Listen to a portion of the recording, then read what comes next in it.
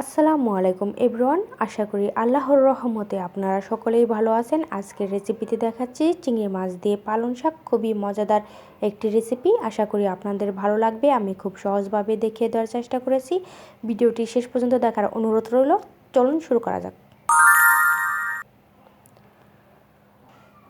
প্রথমে আমি একটা কড়াইতে তেল গরম করে নিয়েছি। সে গরম তেলে পেঁয়াজ কুচি দিয়ে দিচ্ছি কয়েক ফালি কাঁচামরিচ কুচি এবং নেড়ে চেড়ে কিছুক্ষণ মিশিয়ে নেব।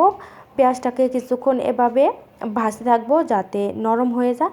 যখন একটু নরম হয়ে আসবে এ পর্যায়ে আমি দিয়ে দিব 1 টিস্পুন আদা রসুন বাটাটাকে দিয়ে একটু নেড়ে চেড়ে মিশিয়ে নেব এবং কিছুক্ষণ ভাজতে থাকবো। আদা রসুনের একটা কাঁচা গন্ধ থাকে, যাতে গন্ধটা দূর হয়ে যায়। এভাবে কিছুক্ষণ ভাজার পর আমি এ পর্যায়ে দিয়ে দিচ্ছি 1/2 টিস্পুনের একটু বেশি হলুদের গুঁড়া, 1/2 টিস্পুন লাল মরিচের গুঁড়া, 1/2 টিস্পুনের একটু বেশি ধনিয়া গুঁড়া। নেড়ে চেড়ে মিশিয়ে নেব এবং মশলাটা যাতে পুড়ে না যায় সেজন্য একটু পানি দিয়ে দেব এবং এভাবেই কিছুক্ষণ মশলাটাকে আমি কষিয়ে নেব। আপনারা কে কেমন ঝাল খান সে অনুযায়ী আপনারা মরিচের পরিমাণ বাড়িয়ে নেবেন। চাইলে শুকনা মরিচের পরিমাণ বাড়িয়ে দিতে পারেন, চাইলে লাল মরিচের গুঁড়াও বাড়িয়ে দিতে পারেন। যখন মশলা থেকে তেল ছেড়ে দেবে তখন আমি চিংড়ি মাছগুলো দিয়ে দিচ্ছি এবং নেড়ে চেড়ে মিশিয়ে নিচ্ছি। এভাবে বেশিক্ষণ ভাজবো না, হালকা একটু রান্না করে থাকবো। রান্না করার পর এ পর্যায়ে দিয়ে দিচ্ছি চিংড়ি মাছের মাথাগুলো আমি বেটে নিয়েছিলাম, সেটা দিয়ে দিচ্ছি। এভাবে আবারও নেড়ে চেড়ে কিছুক্ষণ মিশিয়ে নেব এবং কিছুক্ষণ রান্না। তারপর এ পর্যায়ে দিয়ে দিচ্ছি পালং শাকগুলো আমি কেটে ভালোভাবে ধুয়ে আমি পানি ঝরা দিয়ে নিয়েছি, কিছুক্ষণ পানি ঝরা দিয়ে রেখেছিলাম। এ পর্যায়ে লবণ দিয়ে দিচ্ছি। লবণটা বুঝে শুনে দিবেন। প্রথম পর্যায়ে একটু কম দিবেন, কারণ পালং শাক এ পর্যায়ে বেশি দেখা গেলেও পরবর্তী রান্না করতে করতে পালং শাকটা অনেকটাই কমে আসে। পরে বেশি দিয়ে ফেললে তিতো হয়ে যেতে পারে, খেতে ভালো লাগবে না। আপনারা প্রথম পর্যায়ে অল্প দিয়ে দিবেন, তারপর টেস্ট করে আবারও দিয়ে দিবেন। আমি পালং শাকটাকে ভালোভাবে নেড়ে চেড়ে মিশিয়ে নেব।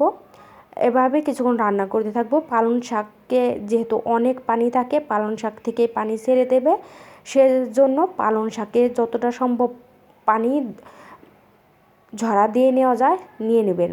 এ পর্যায়ে আমার পালং শাকে পানি ছেড়ে দিয়েছে, আমি পানিটাকে কিছুক্ষণ শুকিয়ে নিয়েছি। এ পর্যায়ে আমি দিয়ে দিচ্ছি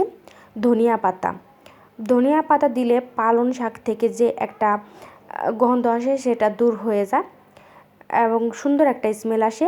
চিংড়ি মাছটা দিলেও অনেক সুন্দর একটা স্মেল আসে খেতে। আপনারা যারা গন্ধের কারণে অনেকেই পালং শাক খেতে পারেন না, তারা এভাবে করে দেখতে পারেন, খেতে ভালো লাগে। আমি এভাবে কিছুক্ষণ নেড়ে চেড়ে মিশিয়ে নেব এবং শাকটাকে ভাজা ভাজা করে নেব। যে কোনো শাকই একটু সময় নিয়ে ভাজা ভাজা করলে খেতে অসম্ভব ভালো লাগে, মজা লাগে। পালং শাকে প্রচুর পরিমাণ আয়রন আছে, যাদের আয়রনের ঘাটতি আছে তারা পালং শাক খেতে পারেন, বাচ্চাদেরও দিতে পারেন। পালং শাকে প্রচুর ভিটামিন এ আছে, এটা আপনারা খেতে পারেন। আমি একটু লবণ দিয়ে দিচ্ছি, আমার কাছে মনে হয়েছে লবণটা একটু কম হয়েছে, তো লবণটাকে দিয়ে আবারও নেড়ে চেড়ে মিশিয়ে নেব। রান্না করতে থাকবো আবারও কিছুক্ষণ। পানিটাকে একদম শুকিয়ে ফেলবো, কোনো প্রকার কোনো পানি রাখবো না। যতটুকু পানি শুকাতে যতক্ষণ সময় লাগে আমি শুকিয়ে রান্না করে নিয়েছি। এ পর্যায়ে আমার পানি একদম শুকিয়ে গেছে, রান্না হয়ে গেছে, আমি সার্ভ করে দেব। ভিডিওটি যদি ভালো লাগে লাইক কমেন্ট করে যাবেন, ফ্যামিলি অ্যান্ড ফ্রেন্ডদের মাঝে শেয়ার করবেন। যদি উপকৃত হয়ে সাবস্ক্রাইব করার অনুরোধ রইল, যারা সাবস্ক্রাইব করেছেন অসংখ্য ধন্যবাদ। ভিডিওটি দেখার জন্য ধন্যবাদ। আল্লাহ হাফেজ।